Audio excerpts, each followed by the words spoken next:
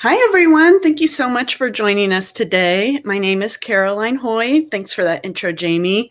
And thank you to Training Mag for having us to talk to you today about how to get amazing voiceover using AI voice. And I'm thrilled to have my colleague, Marta, here. She works with folks like you every single day, actually, who are doing voiceover content of all different kinds using AI voice. And so she is the expert on how to make the right decisions, get the end product that you're looking for, and just everything that we need to know about how we can use this great new tool in our voiceovers. So Marta, let's go ahead and get started. Yes, looking forward to it. Hello, everyone.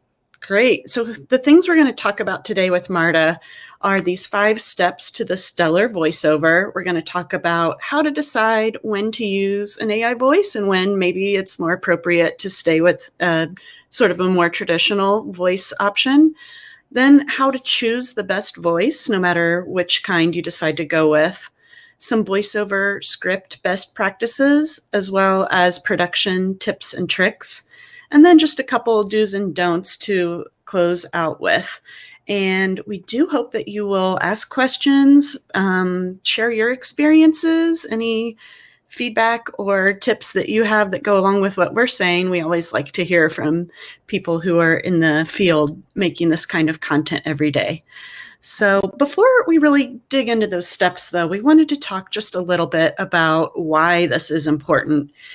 I think this isn't going to be news to anybody here. We know remote training is here to stay. In fact, Training Mag did a survey, and 88% of L&D pros that they surveyed said that they expect to not only keep the remote training that they added during the pandemic, but to expand even on that, which was already obviously an increase from what we had before the pandemic. And then this survey from the LinkedIn Remote Work Report says that, again, most of us expect that we're going to continue to increase that online training, shifting slightly away from instructor-led training. Another thing we're seeing a lot, though, is these really creative hybrids coming out of this situation where we have virtual instructor-led, and then we're going to supplement that with some self-guided modules beforehand, and really getting creative about how to deliver this kind of content in the new environment that we all find ourselves in. So how does voice play into that? I mean, you all are the experts on this, and I'm sure you could teach us a lot about how best to convey information with combinations of different types of media. But one thing we do know for sure is that learner engagement was identified as a top area of improvement for virtual training. That's always a challenge. People are at home. Who knows what's going on, as they're trying to absorb information from all kinds of different environments. So that's something that we're going to have to keep building on. And then again, from that LinkedIn Learning Workplace report, they talked a lot about the importance. They had 10 tips for increasing engagement. And one of them, which I thought was really interesting, was this pre-watch online content for before having a virtual instructor-led training session. So again, really finding new ways to incorporate voice and making remote learning as engaging as we possibly can. Another thing that was in this report that I thought was really interesting is there's a lot of data about how millennials in particular highly value career development skills, especially in this remote environment, and are really demanding a lot of content that supports them in improving both personal skills and workplace skills. And one of the best ways that the study found to do that was with self-guided training modules and things that these folks could do sort of on their own. So just more reasons that we need to find effective ways to add voiceover to all this different kind of content that we're creating now. So Marta, let's get into this first step here. How do we know when we want to use an AI voice versus a voice actor? Great. Thank you so much, Caroline. So yeah, like you said, our first step in creating great voiceover content is just deciding what works best for you, either going with AI voice or a voice actor. So maybe you haven't really considered using artificial voice in the past. I know artificial voice definitely has kind of that reputation of maybe being a bit robotic or unnatural or maybe distracting. So before we get into deciding if you want to go with AI voice or a voice actor, I do want to play a few samples for you. So this is actually going to be a bit of a little exercise that we have going here. So as you can see, we already have a poll going. We're going to be doing 3 different polls. First, starting with Sophia. And what we'll be doing is I'll be playing both examples of Sophia. And one of these are an original, just voice actor reference, reading the script. And then one is actually going to be that synthetic artificial voice. And I want you all to guess which example you think is the real voice actor. So again, going to play 2 audio clips for you right now. Guess which one do you think is the voice actor? Starting with example 1. Here we go. One could make this argument because it seems rather simple to consider possible alternative uses for an object. Perhaps using common sense to solve this issue could be the most accurate answer within this context. Great. So that was one example. Now let's hear example 2. The same actor, the same script, but trying to decide if you can understand which one is the AI and which one is the real voice actor. One could make this argument because it seems rather simple to consider possible alternative uses for an object. Perhaps using common sense to solve this issue could be the most accurate answer within this context. Great. Okay, so it looks like a lot of answers in there. I know I don't even think Caroline knows the answer to this. We'll give everyone a few seconds there. I am going to click end poll now. Great. So it looks like most people thought example 2 was the real voice actor. And actually that is incorrect. Example 1 was the real voice actor reading that script. And so, just kind of a good test there to see that it's really hard sometimes to distinguish the difference. So again, I have a few more tests for you all. Let's see if we can get the second example. So now we have Kai. Same thing goes. I'm going to play those 2 examples and let me know if you can just figure out which one is the real voice actor. Identify those with the potential to assume greater responsibility in the organization. Provide critical development experiences to those that can move into key roles. Great. That was example 1. Now playing example 2. Identify those with the potential to assume greater responsibility in the organization. Provide critical development experiences to those that can move into key roles. Great. Okay. Give everyone a few more seconds to get in your answers. Which one is the real voice actor? We have a Kai fan in the audience. That is great. Okay, ending the poll now. So most people, 61%, said example 2, and that is actually incorrect again. Example 1 was the real voice actor, and example 2 was the synthetic voice. This is kind of fun, isn't it? Caroline, I don't think you know the answers to any of these, so I know you're equally as shocked. I know. I think what trips people up is a lot of people will listen for a breath, but the AI does that too now. So Yep. The AI is that good that it does identify those voices or the breaths as well. Okay, now we have that time for redemption. The third example with Patrick. Again, playing the 2 different audios, starting with example 1 here. Birds huddle under the protection of spruce boughs for the night, and rabbits sleep in grass-lined burrows under spreading yews. Great. In the southeastern and southwestern states, January doesn't have the same chilling power. Awesome. Okay, now playing example 2. Birds huddle under the protection of spruce boughs for the night, and rabbits sleep in grass-lined burrows under spreading yews. In the southeastern and southwestern states, January doesn't have the same chilling power. Great. Okay, giving everyone a couple more seconds to make your decisions. Going to end the poll now.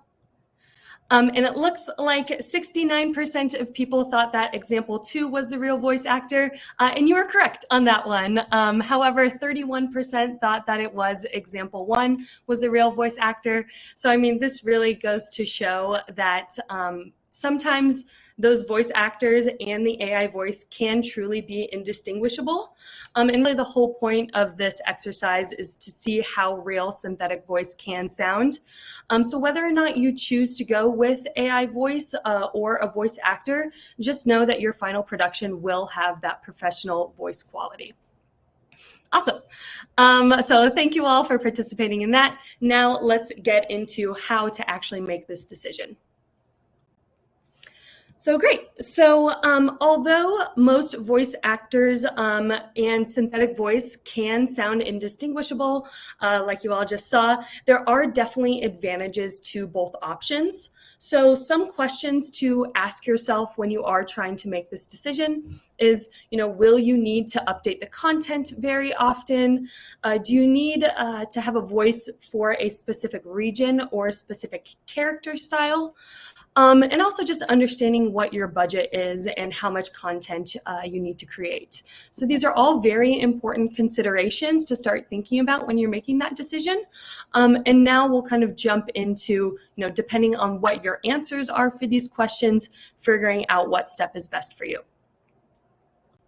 Great. So starting with the advantages of a voice actor. So when you are using a real voice actor, you are like an actual director and have the ability to direct that exact delivery and emphasis that you're looking for. So this is especially important when your script or your content needs that kind of dramatic tone or some kind of reenactment, potentially with real actors, or some kind of emotion as well. So if you need to have that true delivery to convey excitement or sadness or anger, a real voice actor is usually always going to be able to convey emotion better than AI, at least for now. And so another thing, just the kind of main thing is just if you need that true actor, having that voice actor is great for you. And Caroline, I know you do a really great job of kind of thinking about those different scenarios of using a voice actor. Did you have some questions on that? Yeah, I'm just thinking through some examples I read, especially like in that research where we're trying to find really creative ways to convey information. And some of those seem to be like sort of role-playing, gamification, scenarios where you might have, for example, like a sexual harassment training or something like that, and you might want to use something a bit more dramatic. Do you think that's a good example of sort of that middle consideration there? Yeah, absolutely. And especially when your topics are a bit sensitive, such as sexual harassment, discrimination, anything like that, you want to be very careful in making sure that you are as sensitive as possible. In these situations, you can almost do a combination of a real voice actor and the AI voice. Something that, voice actors do really well is conveying that emotion and the sensitivity, but also knowing that AI can be trusted for their true consistency and professionalism when reading these kind of sensitive subjects. Mm-hmm. And have you ever talked to customers who that regional accent is just really important and maybe they can't always find the AI voice that just quite fits their audience? Yeah, region and accents is definitely a big one because AI does have the power to have those accents, such as British or Southern US, as well as multiple different languages. But a voice actor can be better for you if you really need a specific region. For example, a lot of AI will have just like a Southern US accent, which is fantastic. But maybe you are in Texas and your audience is all Texans, if you're in education or government or anything like that, and you want a true Texas Matthew McConaughey accent. It might be better to just go out and hire Matthew McConaughey if possible, or just a voice actor that is from that specific region, rather than just a Southern U.S. accent that could be, West Virginia or Georgia or anything like that. So kind of depending on your audience there, but great question. Great. Well, before we continue on, I just want to stop and address a couple questions we see in the chat. Myron asked if those were the real voice actors used to create your synthetic samples. Yes, that is true. So essentially, we take real voices from voice actors and then put it into our AI to create that synthetic voice that allows you to create that content instantly and not needing to hire that voice actor to read all of your scripts. Yeah, and I would just add in there, too that we have a very close relationship with our voice actors. We pay them royalties on all the content that we create using their voices, and we take especially seriously their protecting their voice through our voice moderation or content moderation, as well as protecting their anonymity so that no one knows what voice actor created what avatar, just to really honor that relationship because we know how hard that job is. Great. And then we have another one here from Mike about and maybe we'll get to this a little bit later when we get into our scripting, but sort of the AI challenge of discerning certain words. For example, it sees abbreviation for CO and it says company instead of county or vice versa because, Yeah.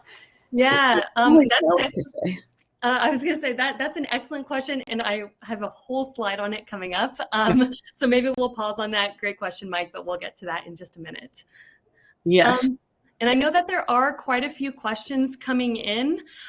We can kind of pause throughout, but I'll go into the next slide now, and we'll kind of come back to some of those questions, and we'll definitely have time for them at the end. Also to know, if we don't get to all of your questions right now, Caroline and I will follow up and help you get the answers to those.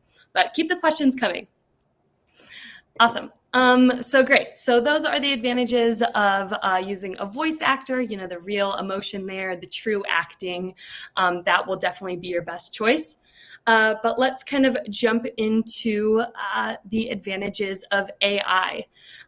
So the two things that really stand out to me in the advantages of using an AI voice is flexibility and consistency. So one thing to note is that we have been talking a lot about hiring a professional voice actor as the other option. But another very common option is to just be recording your own voice to put in your content.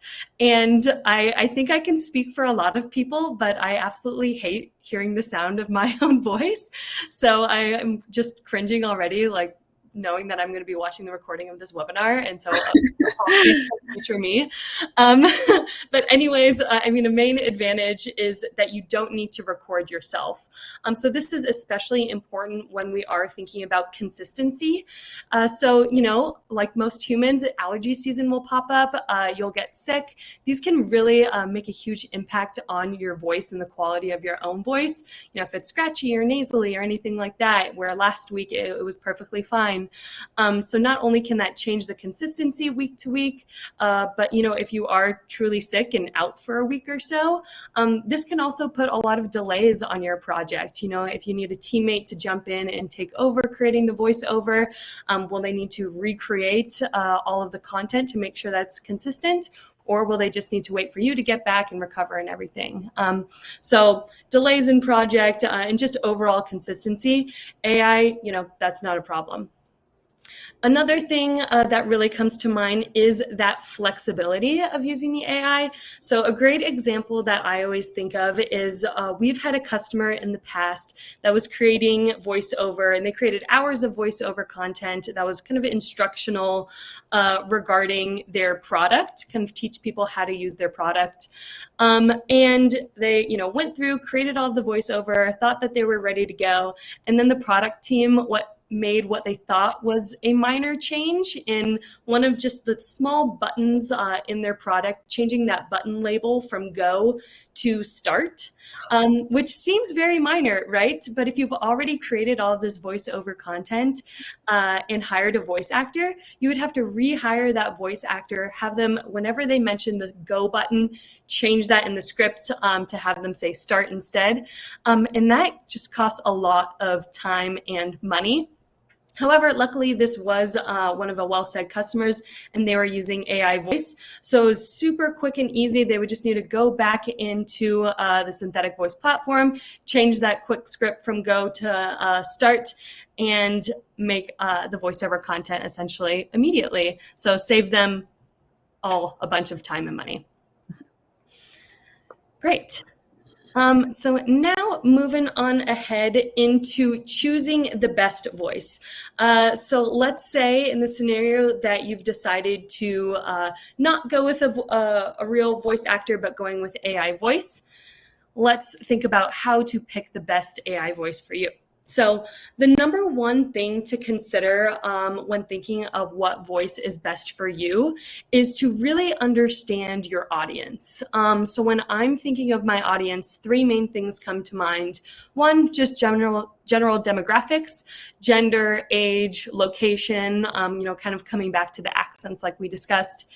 Also going into your script and your context, what kind of mood are you trying to convey to your audience members? Is this going to be serious? Is it going to be exciting?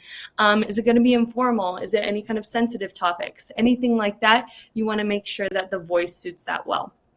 And then finally, kind of going along with the context is also just understanding the exact style that you want to go with. So do we want this to be more of a narration, storytelling type voice? Do we want it to be promo, which is kind of that promotional, advertising, excited type peppy? Yep.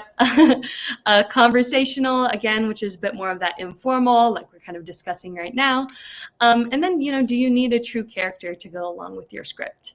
So for example, to kind of put this all in context is, if you're in education and let's say that your audience is a bunch of teenagers, you're working in high school education or something like that, you probably don't want to go with a voice that's, older, authoritative, anything like that. It's much better to go with a voice that your audience will relate to. So maybe a bit more conversational, energetic, or informal.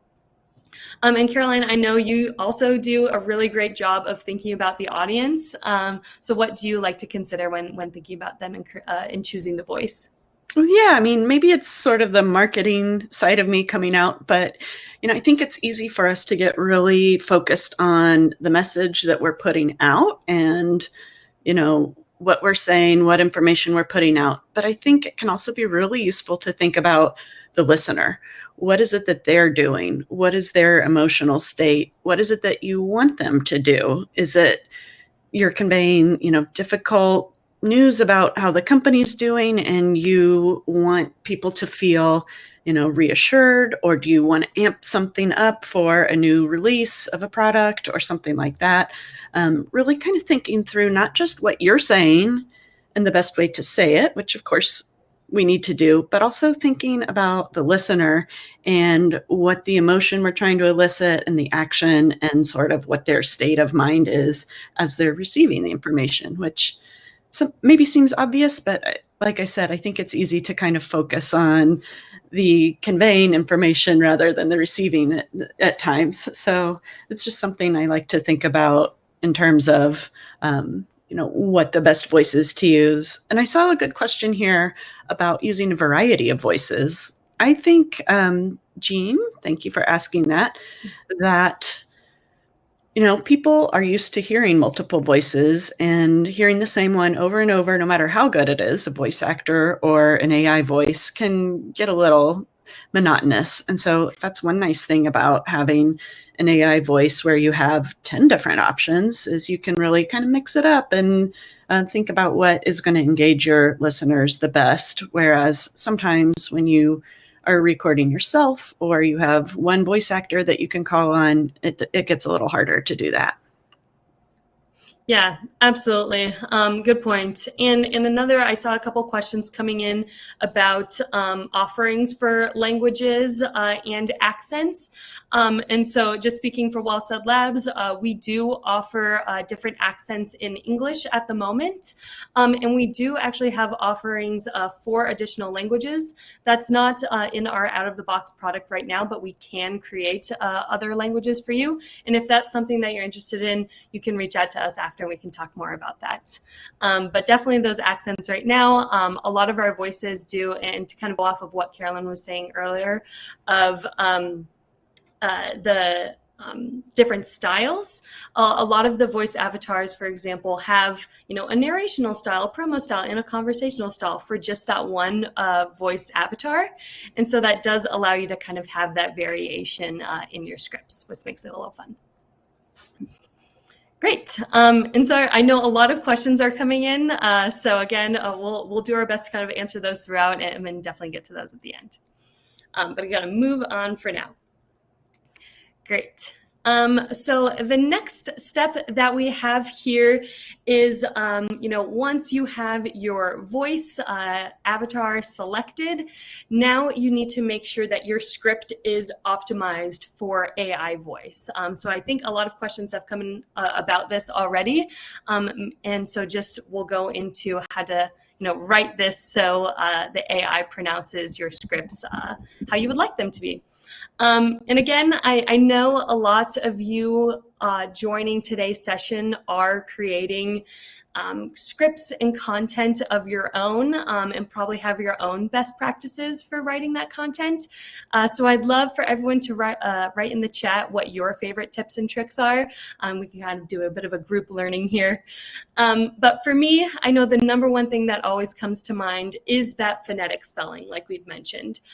Phonetic spelling is especially important when it comes to acronyms and unique or unfamiliar words.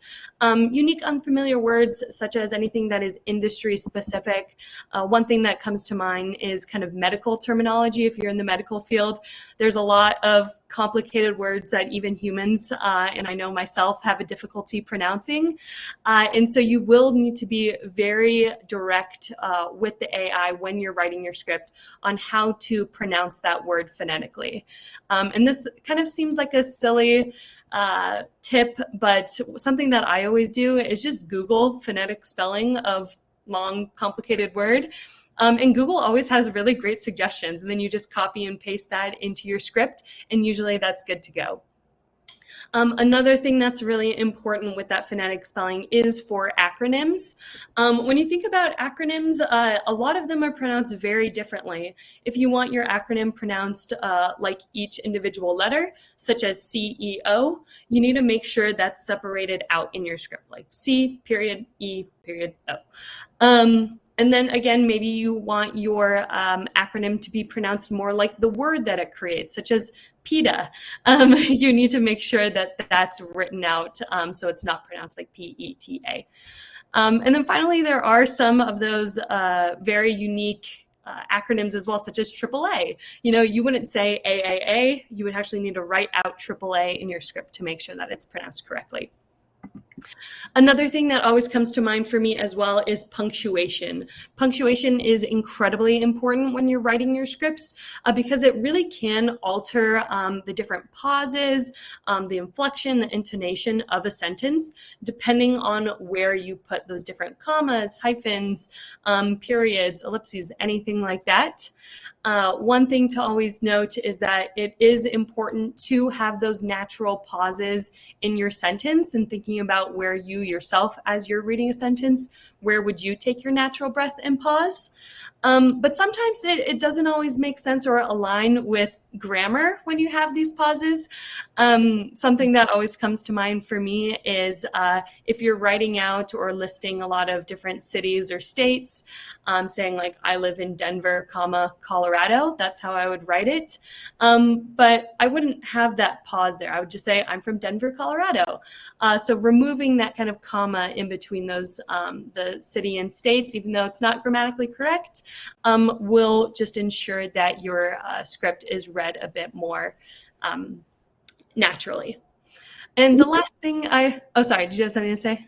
Oh, I was just noticing like these are often like the same tips we would use for a voice actor too. Yeah. Spelling things out and getting clear on the tone. Sorry, Absolutely. go ahead. Oh, no, I was like, no problem. And the last thing that I always like to think of when I'm writing scripts for voiceover is thinking about the message that the voiceover is trying to convey and how it supports your visuals. So for example, we can take this slide that we have on the screen right now. Would I want my voiceover to just read it verbatim, such as voiceover script best practices, how to write voiceover in a script, make your message clear, etc., etc.? Or do I want my voiceover to more support my visual, making it a bit more engaging, adding context, everything like that, not just reading the slide word for word? I like to think that that's what I'm doing right now, right? And so I would probably want my voiceover to kind of mimic that, of just adding that additional context there. Yeah, I think another interesting thing we've learned is 1,000 characters is about 1 minute of spoken text. So when you're planning out, if I want to be on this slide for 5 minutes, it's really not as much text as you would think, that 5,000 characters. So just an interesting rule of thumb that you can keep in mind as you're scripting out your presentation. Yeah. And usually, just that minute of audio that you're creating that would, take a voice actor a minute to write, with AI, that can be created in half the amount of time. So just 30 seconds or less, really. So it saves you a lot of time there with just the general content creation. Another thing that I have seen in the comments here is adding emphasis to words. So this is definitely important when you're writing your scripts as well. In WellSaid, we are able to add emphasis by just putting quotation marks around words or phrases. So if you really want that extra punch to, the name of a company or anything like that, putting quotation marks around it will let the AI know, like, hey, add that punch there. Also, changing up kind of how the different syllables are read in a word. If you do have a unique company name or anything like that, if you add in a hyphen mid-word, that can really tell the AI like how to break up that sentence most naturally, or word most naturally. Great. And 1,000 characters is about 1 minute of audio. It looks like that question as well. Yeah, I muddied the waters with like, so if you want to talk for 5 minutes, then 5,000 characters, and yeah. I got you. Great. Perfect. So going into the next session now.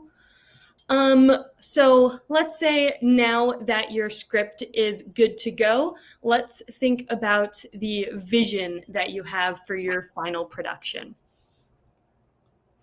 So, once you've completed those first 3 steps, essentially all you'll need to do is copy and paste your script into the synthetic voice platform and select create. Then you'll have that amazing natural sounding voice essentially in a matter of seconds. But then what comes next? So usually you'll have to use some kind of post-production tool. And again, I'd love to hear from everyone of what your favorite post-production tools are. So feel free to kind of throw that in the chat of what you're using once you have your voiceover created. What's next? For me, when I'm thinking about post-production, is again, I'm thinking about the mood of the audience and really what I'm trying to convey. So do you want your production to be kind of quick and snappy and have any energetic, upbeat music in the background? Do you want any kind of music in the background at all? Making sure that you have a post-production tool that can add that music very naturally and nicely. Also thinking a lot about the visual that you want to go along with your voiceover. So is the voiceover going to be supporting, real people acting out some kind of scenario? Is it going to be just a slide deck? Is there going to be animation? Everything like that. Taking all of those into consideration and how the voiceover can help impact that kind of story that you're telling there. Also, another important thing to consider is closed captioning. If you are going to be adding closed captioning to your final production, it's definitely important to understand the difference in your voiceover script writing. Like we just discussed, your script might have those edits with additional pauses, those punctuation, maybe lack of pauses or punctuation. Also, just that phonetic spelling. You probably don't want the phonetic spelling of words in your closed captioning. So making sure that you're looking at your closed captioning and your voiceover scripts and making sure, they might not look exactly alike, but being as close as possible. And Caroline, I know, again, as an amazing marketer, you talk to me a lot about sonic branding. So can you share a bit more about sonic branding and how that relates to voiceover production? Yeah, I actually saw someone mention it in the chat earlier, and I was like, yay! Someone else out there is tuned into this.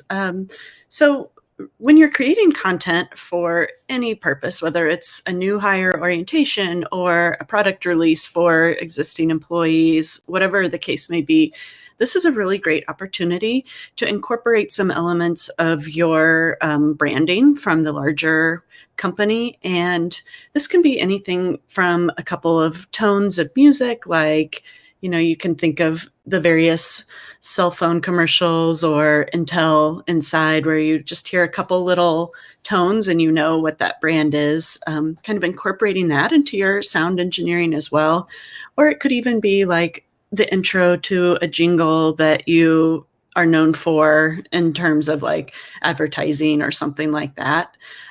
So just kind of thinking through little ways that you can tie your experiences together in a larger context with the training materials that you're providing. It just offers another chance to build some of that loyalty or employee retention or fun or engagement, and just kind of bring your content up to the next level. So just something to keep in mind when you're picking out that background music or adding a little bit of sound effects to your reenactment of something or whatever the case may be.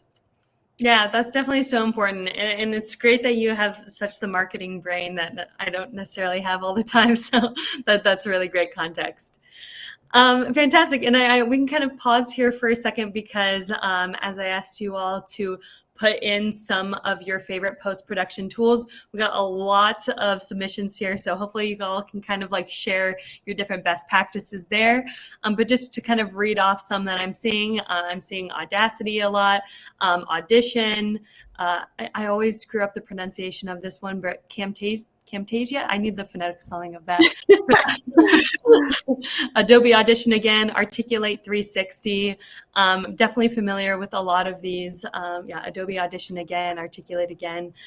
These are all great tools to use and will really add or make your final production fantastic with that just audition or inclusion of voiceover scripts. A couple other questions too that I do see in the chat, trying to get to all of these, is that one of the questions was, can you save words you had to spell out phonetically so you don't need to type them out every time? And absolutely. In WellSaid specifically, we have a tool called Pronunciation Library, where you're able to just essentially save the phonetic spelling of those common words, acronyms, phrases, anything like that will commonly come up in your scripts, so that whenever it comes up in your scripts, it'll essentially automatically be pronounced like that phonetic spelling that you did. So you just need to make that adjustment once, save it, and you're good to go moving forward. Yeah, there's a great question there about the closed captioning matching the voiceover. And I think what Marta was saying there is that, yes, we do want the words of the closed captioning to match what we're hearing, but the script that we've used to get the right sound might not be what we want to read if we've had to kind of like break up words so that the pronunciation is more clear or add in extra punctuation that might be confusing in the closed captioning. Yes, yeah, and thank you for clarifying that. Yeah. Great. Well, we can move right along here as well. So finally, once your voiceover has gone through post-production, I definitely recommend to kind of think back to a few do's and don'ts to ensure that your project is ready for that final production.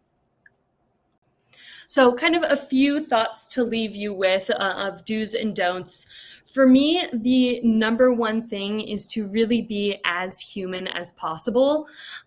Even though these voices are AI and synthetic, you have the ability to still be creative and engage your audience. So this can truly be achieved when you are, always thinking of the audience, putting yourself in their shoes when creating the content, choosing the voices, and writing your scripts. So kind of a good example of this is we say don't skip pauses. It's totally natural to have that breath and that natural pause in your sentences. As you all heard in the samples that we played earlier, AI, can have that natural breath that we've created. And so that's definitely something to not avoid. Also, just making sure that you're being as concise as possible, like Caroline said earlier, with establishing the brand voice, making sure that you're using action verbs, and writing your scripts for the listener, not for the reader. Great. And so a couple more things to add here, and then we will jump into Q&A.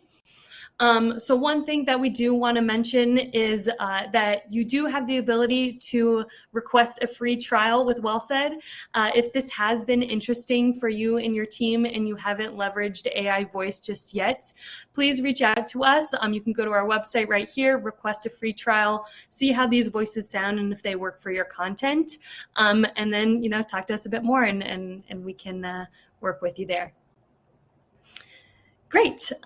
So now we can kind of just jump into full Q&A. And so I know that there are a lot of questions here. Marta, you want us to pitch them to you? Yeah. Where should we start? Okay. Well, Christy has an interesting question about who can become a voice actor. That is an excellent question. I mean, there are so many different ways to think about that. If you want a career change and go into voice acting, that could definitely be an opportunity for you. Another way to think about it is that, as I was kind of saying earlier, is that a lot of people, when you are creating voiceover content, are just using your own voice and recording yourself. So, even though you might not be a trained professional voice actor in those situations, you can always create amazing recordings of yourselves. Something that we've done for a lot of our other customers as well is, they're not necessarily a trained voice actor, but they want their voice to be put into the AI to create a synthetic voice of, because that is, their brand. If you're an entrepreneur, you're the CEO of your own company, and you want your voice to be that AI, we have the ability of creating that for you. Yeah, those custom voices are a really interesting option for whether it's like that real specific regional accent that you want, or maybe you have someone who's well known at your company, a founder or somebody who can be that kind of branded voice that people recognize, at least within your company. And then some people just want to have a voice that no one else can use and that they won't hear in some random, ad on a podcast somewhere, but is only used for their needs. So yeah, that is a custom product that we produce as well. Yeah, and another thing to add on that too is for creating like a specific character too. Although, a true voice actor and hiring a voice actor can be a great option when you do need that character style voice. We also have the option of creating characters synthetically for you. Mm-hmm. And then a couple questions here about our product in particular. But actually, first, let's go to Jacqueline's question about what is that post-production. So that's going to include any kind of like editing or trimming of the clips that you need to do, combining different voices, cropping, for each segment of whatever your presentation is. That's also going to include adding any music that you're going to add or other sound effects, that kind of sonic branding that we talked about. And then just generally kind of cleaning up the audio in whatever way is necessary so that the music's not too loud and you can hear voices and, however it is that you want that finished product to sound. That's what the post-production portion of the voiceover is. And for me on that, I'm kind of I'm a pro when it comes to voiceover, but a bit of an amateur when it comes to that post-production. And so I know, for example, I've created a lot of content just in like my Mac on iMovie. And so kind of what I do there is, just drag and drop the voiceover that I created with WellSaid, but then pulling in that kind of music background, adding in the visuals, making a bit of a movie of it. So that's kind of, I think of post-production, but again, there are a lot better suggestions on those different programs that you can use. Yeah, we have a question here about the fillers, like a normal human speaks with our ums and our hms and our, those little phrases. You can definitely type those in and have the AI say as many as you want.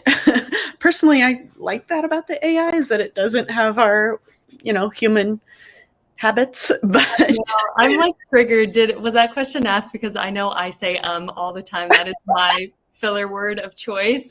So apologies that I probably said it a lot through this presentation. But yeah, Caroline, you're exactly right. You definitely can add in those words.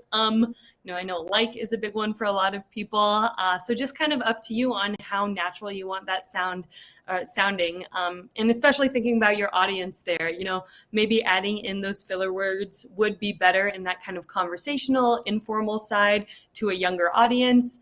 But if this is more of a sensitive topic, or, you need a bit more of that professional training, anything like that, that's definitely the beauty. And I did it again. That's the beauty of using AI, is that you can cut out those filler words entirely.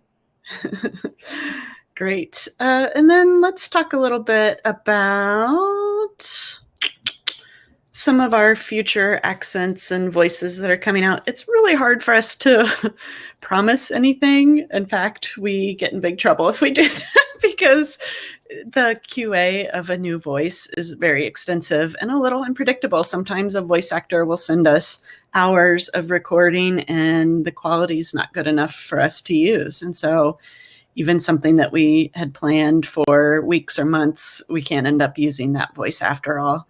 But we do intend to continue adding more and more accents, especially as we have our bases covered on the most general ones. Now we can kind of add in a little bit more of those niche accents from different regions. I'm sure a lot of British people know that that's a very generic term. There's, a dozen different British accents for that matter. So definitely always looking to get into those smaller markets as we're able to. Also, more languages, we're adding those. They're on the roadmap, especially the Latin-based languages are pretty easy with our model. So keep an eye out for this. Linda, we do have a Scottish accent, and he's my favorite. His name is Diarmid. He sounds amazing, actually. So yeah, check that out. I'm going to actually drop in the chat our latest release, which has the most British, the Scottish, and our new Australian voices as well.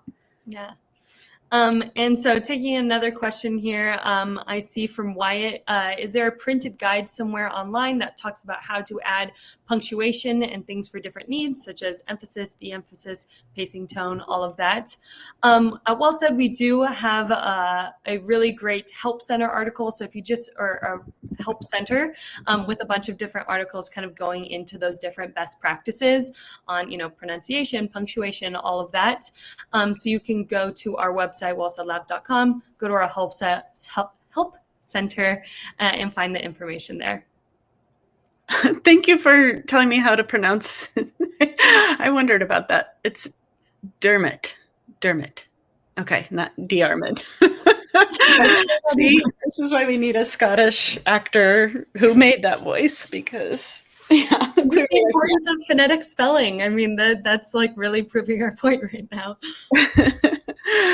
Perfect. Okay, let's see. Let's see what other questions we have.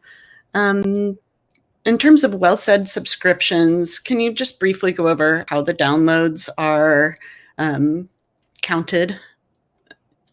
Oh, yes. So with WellSaid subscriptions, if you are or are not a customer, a couple ways to think about it. If you are not a customer right now, we do have many different subscription tiers. You can purchase an annual subscription, you can purchase a monthly subscription, and for these either annual or monthly subscriptions, there are different tiers in there. And so that just equates to how much content that you want to create, as well as how many different voices that you want access to. And so, for example, our highest tier, our producer tier, is 30,000 downloads for the year if you purchase an annual subscription, and that gives you access to all 50 of our different voice avatars. And essentially those 30,000 different downloads will only count when you either download a clip or combine the functions. So you have unlimited retakes when you're creating content with AI. So for example, sometimes it can take you, quite a few tries to figure out the exact pronunciation that you want for that unfamiliar word or acronym. Those won't count against the amount of clips that you have for the year. As long as you just go through and delete those, then you're good to go. So not to get too detailed there. Like, I don't know what you're talking about. Yeah. Yes. And here's a question about, will the same voice be available for revision work 2 years from now? This to me is one of the things I hear the most often from our customers. Like, oh, we recorded this 5-part module a year ago, and now one of the modules is out of date. We need to re-record it. Shoot, how are we going to get the same voice to match the other 4? And that's one of the beauties of the AI voices, is that they're always there 24/7. Yeah. They don't, really retire generally or, disappear for any reason. So a little easier to book than a voice actor in that situation. Yeah. And one thing I will say too is that usually the voices are improved over the years. And so, in 2 years from now, our technology will improve and it will sound even more realistic and lifelike in 2 years. So you'll have even better voice quality later on. Yeah. And in terms of training, if you have a Teams subscription or one of those custom voices, you get Marta as potentially one of your customer success managers. But other than that, we do have a robust help center, and we do webinars very often to go over various things and tips and tricks and Marta's expertise to share. Yes, you can book a training with me where I will go through and create a personalized training for your team using your own scripts, pointing out challenges or maybe difficult words that are common in your industry, sharing those best practices and how you would work through those suggestions on that, phonetic spelling, punctuation, everything like that. So I can give you dedicated training if you're not sick of me at this point. Possible, right? We do have people too. If you are sick of me, that can give you a training. Jamie, do we have time for a couple more, or do we need to? We can do a couple more. Yeah. Okay. Let's see.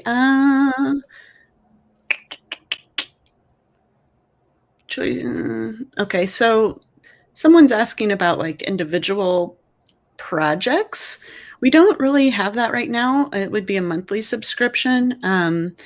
But you could just do a month and do your project, I guess. And then, if you don't need that service anymore, there's no need to continue. But yeah, I don't know. That's not something we've encountered yet. Generally, once people start producing with it, they like that ability to edit later and update the content and try different voices and that kind of a thing.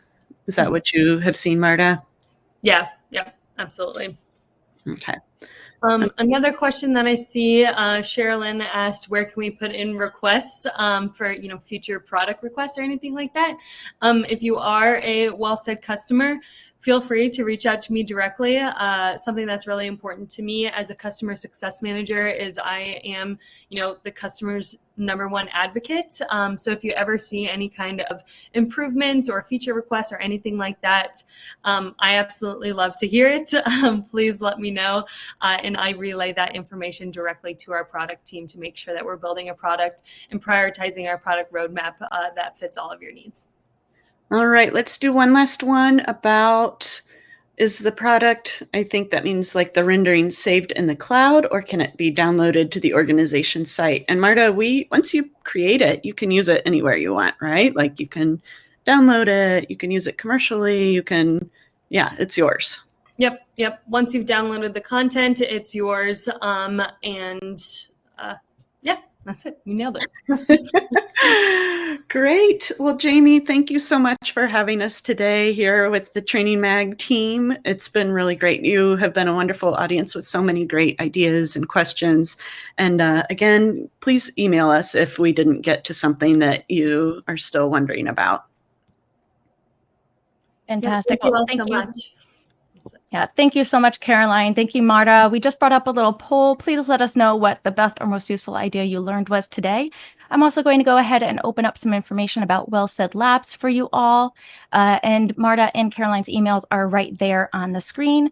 For those asking about the chat, it will be part of the recording. You can also just copy all and then paste it into an external document if you'd like to save that. Thank you again to WellSaid Labs. Thank you, Marta. Thank you, Caroline. Thank you, all of you, for making this such an interactive conversation. On behalf of Training Mag Network, this is Jamie Farrell, and thanks again for joining. Thank you all. Thanks, Training Mag.